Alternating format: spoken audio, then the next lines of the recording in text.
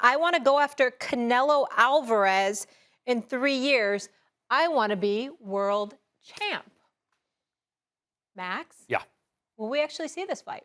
It's not impossible. He has 0% chance to beat Canelo Alvarez. That's the worst guy he could fight is Canelo Alvarez. The worst thing he can do. No. Tell us why. Because Canelo Alvarez is not playing games. Thank you. That's what I'm saying. Everything is muscle memory since he was a kid. He was a natural. He's fought every fighter there is. He's beaten light heavyweights, and he's a natural counterpuncher. You come to him, he just beats the hell out of you. There's no way in any universe Jake Paul could ever beat Canelo Alvarez. But I love the fact that he thinks he can. I love that about both Paul brothers. This is how it could happen, okay? How a fight could happen. He has to beat Tyron Woodley. That's not easy. Then he has to beat a striker in their prime, because Woodley's not in his prime anymore, right? Still an MMA guy, not a full-time boxer in his prime. Then he'd be 5-0. Then he needs to beat a striker who's his size and in his prime, but from MMA, so he still hasn't fought a boxer. He's 6-0. Then he needs to fight a pro boxer. Could be an inexperienced guy, but he's got to fight him. That's 7-0. Beat a more experienced pro boxer, 8-0. Beat a pro boxer his own size, 9-0.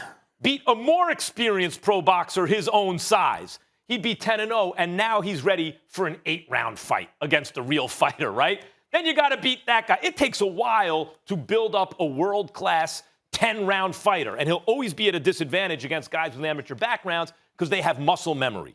We saw it in UFC 264. Stephen A., remember the Hardy fight? Mm-hmm. So he's fighting a guy with muscle memory. Hardy's an athlete. He hurts him and thinks, I'm going to exchange now, and then he's knocked out. That can happen to Jake Paul. There's no guarantee Jake Paul beats Tyron Woodley. But is it unthinkable that he could maneuver himself and here's why. And then I'm going to give it to you, Stephen A. Okay. Why would Canelo Alvarez want to fight some killer who's been like boxing destroyer, who's had a deep amateur background, deep professional record for $30 million, when he might be able to fight Jake Paul by then for $50 to $100 million for easy work? Why wouldn't he want to do that? It's irrational not to want that fight. You talking about Canelo? Yup. So if Jake Paul spends the next couple of years having real success, which is not out of the realm of possibility, along the lines of a plan I just outlined, he could position himself to be a big payday and easy work for Canelo. And I love the fact that he thinks he can win that fight. What you say is very, very logical, but I completely and totally disagree with you. And you'll know exactly where I'm going when I say this. Canelo's no joke when it comes to boxing. And what I mean by that is he doesn't joke around. He doesn't mess around. It is a profession he takes very, very seriously. Now, he may negotiate for the money, but he don't fight for the money. That ain't what he's about at this stage and point in his career. This brother means business. Always has. Okay? He is no joke. And he comes in there, he ain't coming in there. The only person that can play around exhibition-wise is Steph Curry on a golf course with him when he's faking and fainting and all of that stuff. That's all. You ain't stepping in a squared circle with Canelo Alvarez and think he gonna play. Mm-hmm. He ain't playing. That's number one.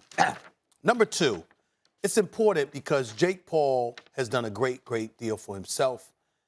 I'm gonna make sure that I do everything that I can to make sure everybody understands my point about him.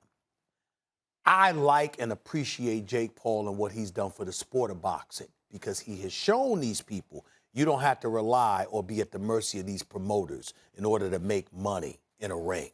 I love that concept because too many, like, we should have seen Terrence Crawford versus Errol Spence Jr. by now instead of looking forward to Errol Spence Jr. against Pacquiao.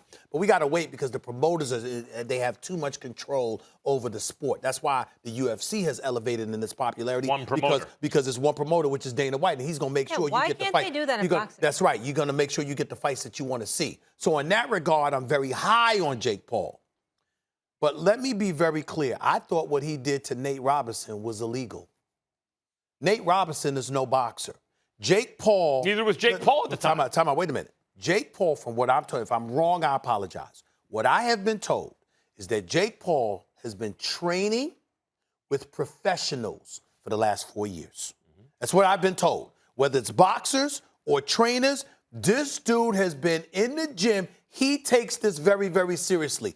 To get a basketball player that has no training whatsoever and to pull him into the ring with you, if you got on the street, you'd be arrested for that stuff. Nate's got to get himself in boxing shape. No.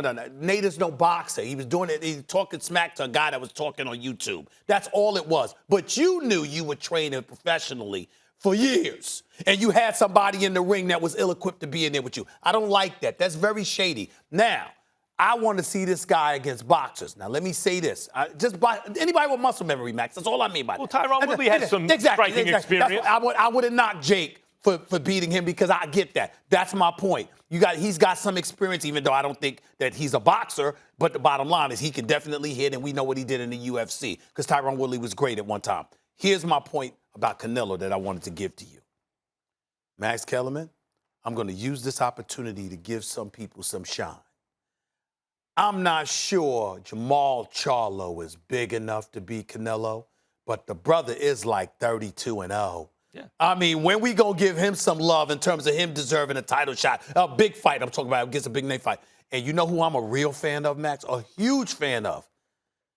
He don't look the part, but when he get in the ring, Molly, he's a monster. David Benavidez. Yo, he is a beast. This brother right here. He's a beast. I mean, I'd like to see Canelo against somebody like that. I'm looking at Canelo Alvarez, and I'm like these fighters. I mean, I want to see Berlanga and Benavidez if you want to get deep into the weeds. I'm just saying to you, I'll leave it to you. Feel free to educate me because you know I watch the sport, but not like you do. So I'm going to defer to you. I'm just saying, when I see Canelo and I see a cat like Benavidez with the speed and the boxing ability and the power and the viciousness, I'm like, there's certain guys that deserve love. And I'm like, Benavidez 24-0 with 21 KOs. Okay, Canelo's 56-1 and 56-1-2. Only loss was to Floyd Mayweather. He got 38 knockouts. It's 18 fights. You ain't had a knockout. Benavidez has knocked out 90% of the dudes he's faced. Jamal Charlo. When are we going to say at least? And I'm not sure he could beat Canelo. But when are we going to sit up there and say that about Jamal Charlo? Can we give this brother some love?